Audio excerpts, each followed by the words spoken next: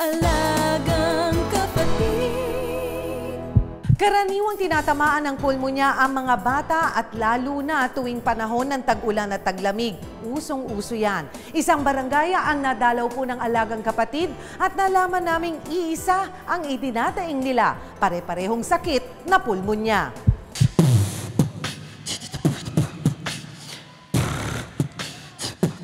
Pagpasok ng Hulyo, balik-uso na naman ang tunog tao at beauty queen pa ang may dala ng kakaibang talento. Si Miss World Philippines 2012, Queen Rich Reman, hindi pa aawat pagdating sa beatbox song.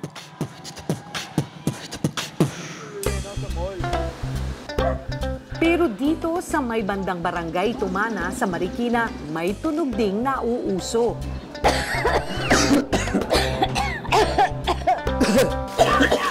Kumpirmadong hindi music to our ears ang dalang tunog ng mga taga rito. May kasamang virus at bakterya at ang masama pa, kapag ito'y lumala, ang maaaring kahantungan, pulmonya. Inay ko po!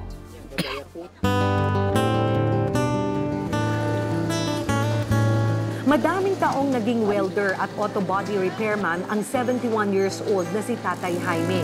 Pero mula ng kapitan ng matinding pulmonya, 2 taon na ang nakararaan, natigil na lang siya sa bahay. Umaatake sa akin yung pagka nagalaw-galaw ako, dati pag naliligo ako, medyo mahihirapan akong konting huminga. Yun lang, pagka medyo hirap ako, meron namang isa pang inhaler na ko para yung medyo hirap akong huminga, ganun. Yung isa, yung salbutamol, pagka medyo may sumpong, yung ang intiniti ko. Chronic Obstructive Pulmonary Disease o COPD ang taglay na sakit ni Tatay Jaime. Isang sakit kung saan nagkakaroon ng bara ang daanan ng hangin sa baga. Kaya sa kahit kaunting trabaho o sa sandaling pakikipag-usap, madalas siyang kapusin agad ng hininga.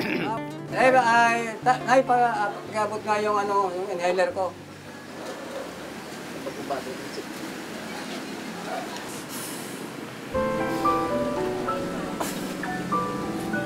Ang inhaler na lang daw na ito ang nakapagpapagaan ng kanyang pakiramdam.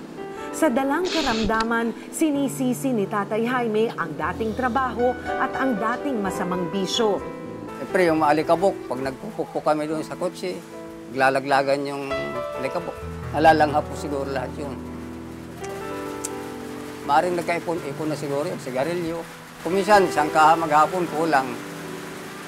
Lalo na kung medyo nag-iinom-inom, mga katrabaho, medyo napapadalas yung napapadami yung sigarilyo. Matindi ang pangamba ni Tatay Jaime ngayon. Pakiramdam niya kasi lalo pang lumalala ang kanyang pulmonya. Sa tuwing napapanood niya rin sa balita ang sitwasyon ng comedy king na si Dolphy, hindi niya mapigilang maapektuhan. Parang nakukuhan ko na, siyempre parang kakabaha ka konti. Ganun pala yun. Sabi ko nga, siguro kung walang pera si Dolphy, palagay ko. Kung katulad kong magkaganon, palagay ko, wala nang recovery. Ngayong panahon ng tag-ulan, pulmonya rin ang pinangangambahan ng 44 na taong gulang na si Mang Nani. Lalo pat ganito pa ang sitwasyon sa kanyang maliit na barong-baro.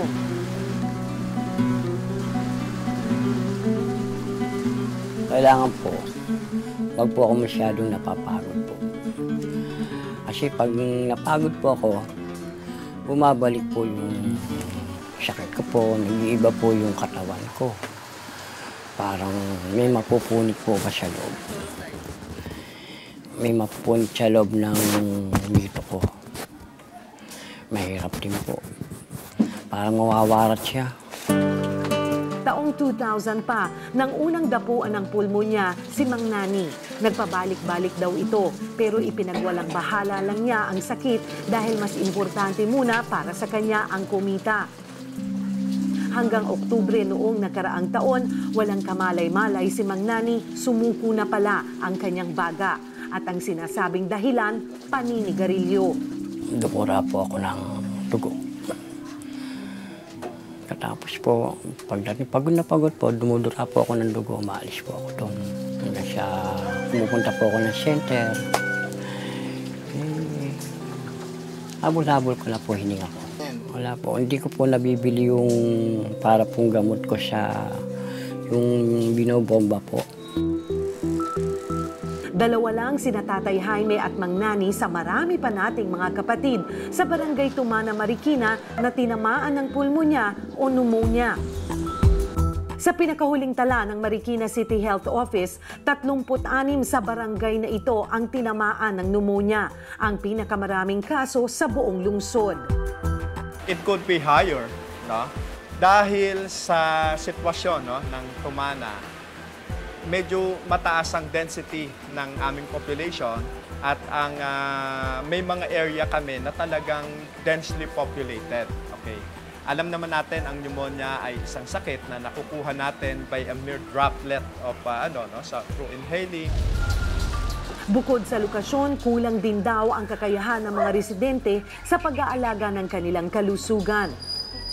Mababa pa, no, yung health-seeking behavior ng constituents namin. The more na ang health-seeking behavior status ng mga tao ay mababa, the more na mas marami o mas mataas ang prevalence ng mga sakit.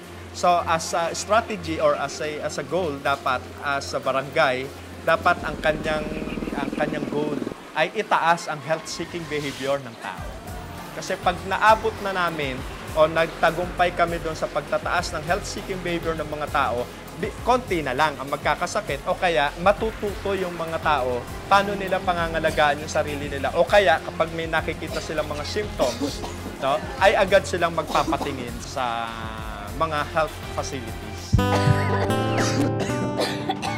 Layunin ng Alagang Kapatid na supilin ang tinaguriang top 1 killer ng mga taga-Tumana. Kaya't sundan ang aming pag-alalay sa pneumonia-stricken barangay sa aming pagbabalik. Alagang Kapatid.